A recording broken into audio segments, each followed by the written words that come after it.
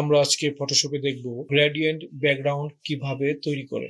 আমরা এখানে অ্যাডজাস্টমেন্ট লেয়ারে এসে এখান থেকে গ্রেডিয়েন্ট ক্লিক করে এই গ্রেডিয়েন্টের এই অপশনে যদি ক্লিক করি এবং এখান থেকে আমরা কালার দেব লালচে ব্ল্যাক।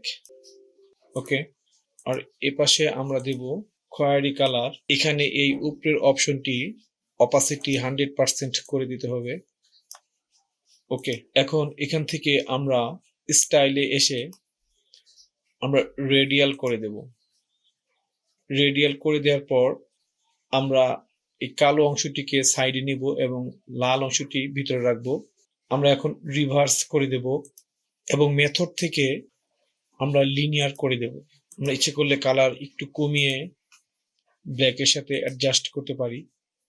লালটা একটু কমিয়ে দিব কালার। এভাবে আমরা থাম্বনেইলের ব্যাকগ্রাউন্ড কালার তৈরি করতে পারি গ্রেডিয়েন্ট করে।